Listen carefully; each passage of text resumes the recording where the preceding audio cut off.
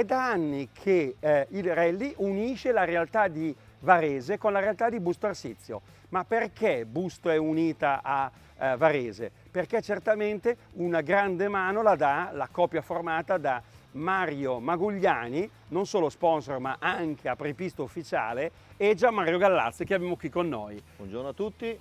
E soprattutto la passione che unisce Busto a Varese in chiave rallistica.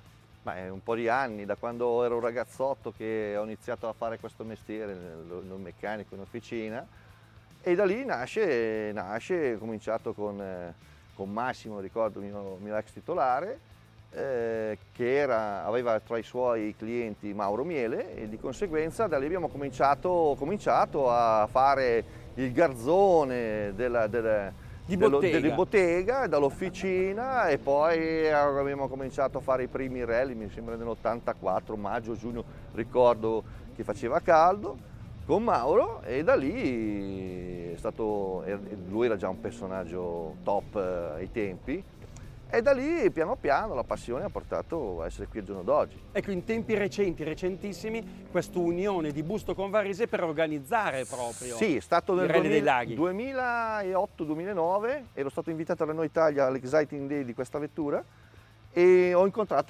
rincontrato Andrea Sabella. Il giorno dopo mi ha chiamato: senti, avrei bisogno di coprire una certa posizione, in caso di problemi sul Covignone, il classico Covignone, ci aveva appostato lì, e ricordo benissimo, mi viene da sorridere, che Jack Oliari entra con una delle ultime volte che si poteva entrare con le macchine da corsa a fare gli apripiste, perché lui doveva provare il Portogallo, ricordo così, non so se ricordo giusto, e fatto sta che dopo neanche 30 secondi, un minuto che era dentro, ha avuto un problema la vettura e ci dice: proseguite voi. Macchina gialla, il commissario: dentro? Come dentro? E lì a botta calda siamo entrati a sostituirla a zero. Oggi qual è il ruolo dell'apripista? Oggi in diretta connessione con la direzione gara?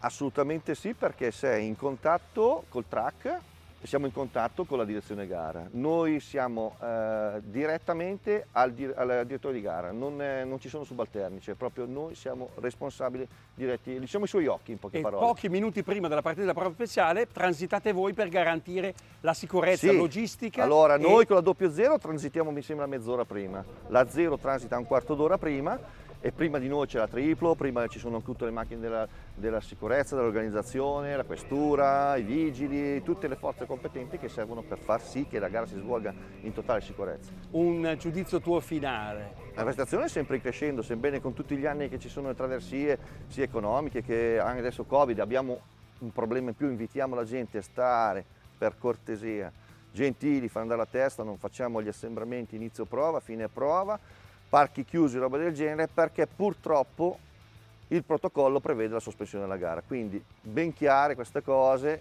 È impedita la presenza del pubblico, purtroppo, sia di parco assistenza che in prova. Quindi rimarchiamo il fatto di dire: quest'anno è così, lavoriamo per l'anno prossimo sperando sto maledetto Covid che se ne vada via. Per fortuna però, Gianmario, c'è Prealpina, c'è Sempione News che danno le notizie in diretta. Esatto, e noi faremo anche la vostra voce, i vostri occhi. Grazie e soprattutto buon rally a tutti quanti. Grazie a voi per l'ospitalità.